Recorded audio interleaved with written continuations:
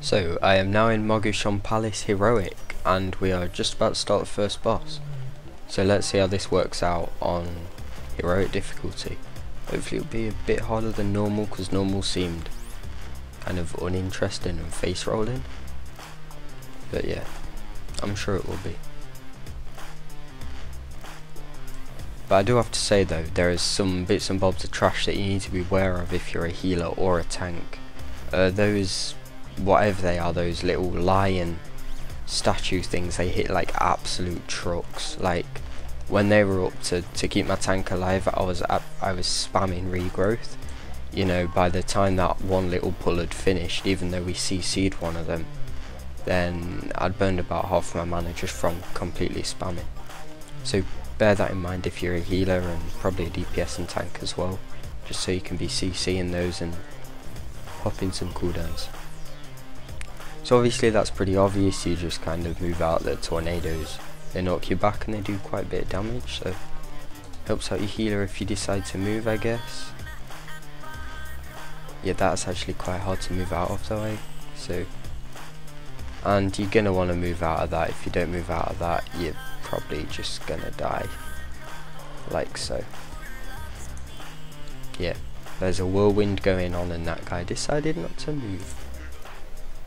Well done. So yeah, that's pretty self-explanatory, but I'm hoping this guy doesn't hit too hard, because I know he hits pretty hard on normal, let alone heroic. And you've probably noticed I'm not targeting anyone in my party. There's actually a bug at the moment, so if I do target someone at certain points, then I just get completely DC'd. But yeah, as you can see, stuff hits like a truck in some of these places.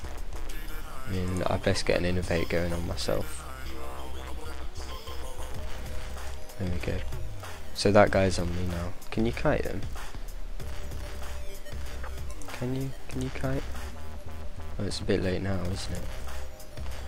Late reaction? Much? Is he dead? Oh yeah, good, they've killed it. Excellent.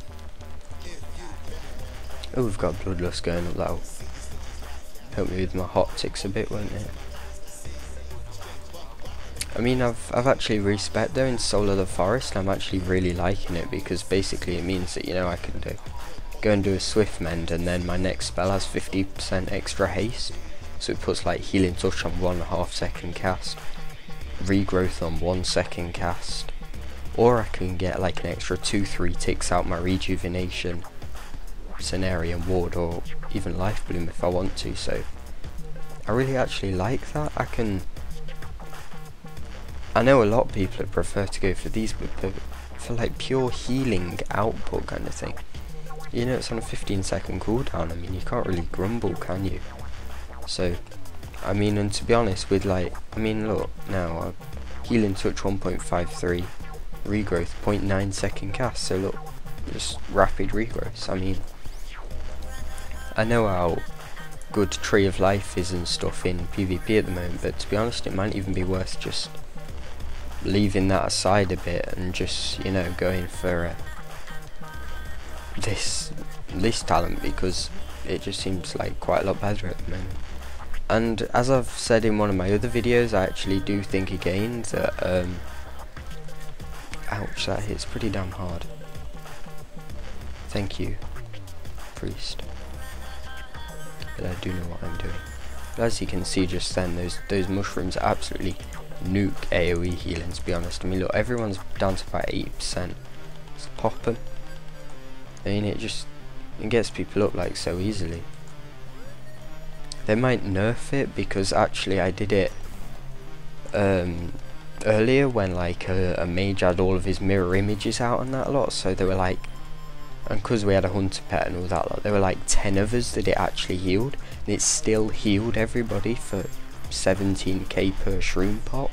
So literally my screen was spammed with these 17ks and like 35k crits. I was like, okay, it's a bit OP.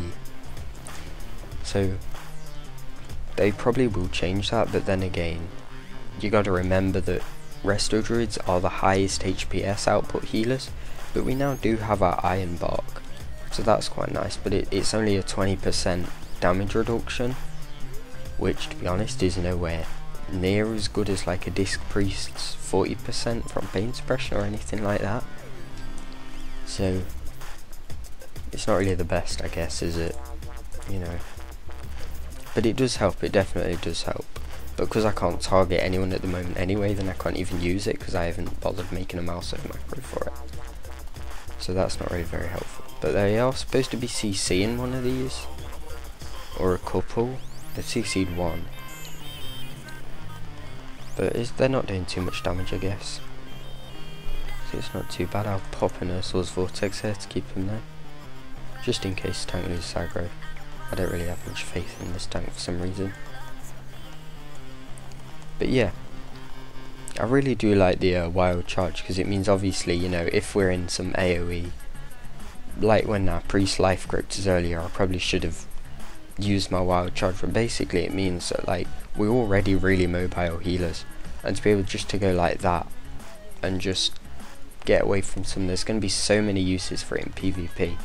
You know, for example, if this guy's a pillar, you know, one of my teammates standing next to him, I can pop an Ursul's Vortex and wild charge away. My wild charge has a 15-second cooldown, so it's almost like a mage's blink. It's a ridiculous size. And then, you know, you can even get your wild mushrooms up, pop triple wild mushrooms. If you can't cast at all, run over to them, get 317k heals. You know, you can't really grumble, can you? Because that's like 20% of your HP or something. It's just completely instant. So I do think that's quite nice. Although they do cost, they cost a reasonable amount of mana. 6k, so it's 2% mana. To be honest, it's nothing, but the only problem is like the amount of regen we've got at the moment is also nothing. So I mean, as you can see, I've not used any mana intensive spells so far, apart from regrowths and stuff when I've got clear casting, but other than that I'm literally keeping the group up on like a minimum kind of thing. But my mana's still hovering about half, so. But yeah, I would say you don't really nourish and stuff, like 21k from my nourish, it costs about 2/3 of the amount of rejuvenation, but nourish is about 20k, rejuvenation heals for 50 for 5 ticks of 10, so rejuvenation is so much more efficient, like it's just so much more efficient. And so is your Cenarian Ward, your Wild Growth. I mean, obviously on live your hots are pretty efficient, they're more efficient than some of your spells, but nourish on live, it's just something that, well, personally, what I do is I've got the talent, so when you triple rejuvenate you can spam nourish really quick. Literally I do that, I rejuvenate 3 people and then I just go nourish, nourish, nourish, nourish, nourish everywhere, and because I've like stacked haste completely, it's like under 1.5 second cast, so it's just like spamming flash of light kind of thing. So that's like really quite nice, to be honest. What's this? Oh, DPS.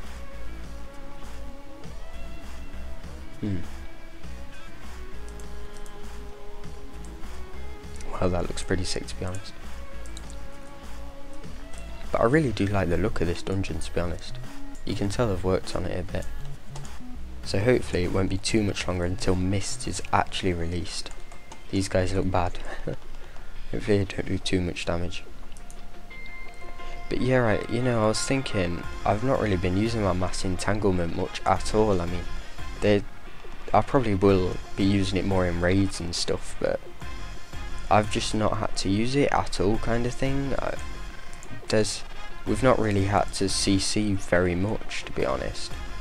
Like, I assumed heroics, oh my god, we're gonna have to CC everything and all this lot, you know, like they were in Kata, but it's not really been that way, to be honest. I mean, most of it has been, whether they're like easier versions, they might make them harder or something, but as I was saying, most of them have been, to be honest, pretty easy. Oh wow, I didn't get DC'd for targeting someone, that's quite nice. But yeah, obviously though, there are some bosses that are hard, there are bits that are hard to heal. You've seen my mana going down and stuff, but a lot of it isn't insanely hard. It's just kind of, if you don't move it's hard, but I guess that's the same anyway, but there ought to be some sort of damage just going out like passively. I mean, like here, look, my tank's pretty much being kept up by like 2 hots, and those 2 hots aren't even that powerful. So that's a bit boring. Should probably having to be casting more. I mean, I can imagine, because I'm a druid, obviously we are kind of hot up, and then you leave your target for a bit, they kind of stabilize themselves, but so it probably would be a bit different if I was someone like a disc priest that doesn't have any hots. I'm not going to say holy paladin, because at the moment holy paladins are absolutely retarded on beta. Oh, that was clever, yeah, pull the boss. Well, at least it still lets have our mana break, kind of. Let's get some hots rolling on our tank here then. Yeah, that's definitely doing a bit more damage than it does in normal, which is as expected. Let's get this tank up a bit. This is not exactly the most druid friendly, well, a lot of these aren't, because a lot of them are quite hard tank healing, but obviously, I mean, to be honest, let's face it, I mean, look, I'm eye level 430, questing gear is 429, so my gear is just it's no better than the questing stuff.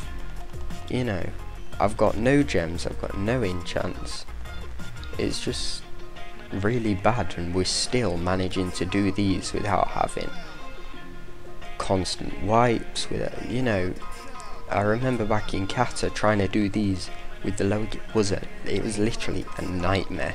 These were bloody hard to heal, like we were going we were having to use tranquilities, we were having to blow everything on every single boss fight, and it just hasn't been that way, really, at all. I mean, as you can probably see, this doesn't really look that hard, and I've not had to blow a cooldown or anything yet. There's quite a lot of raid AoE damage going out, or party damage rather, but it's just easily healed over by something as simple as a wild growth, which doesn't really heal that much at all, does it? So yeah, I mean, look, my mana's still on half, and the boss is dead. The boss is dead with half mana, so that's not bad at all, to be honest. So I do actually hope that they buff up the damage a bit, or maybe at least after people get a bit geared on live or something. You know, when the gear gets a bit better, hopefully they buff them up a bit then, because otherwise it'd be a bit boring to just be at this really, to be honest, low difficulty all the way through the expansion. Anyway, don't forget to like, comment, subscribe, and thanks for watching.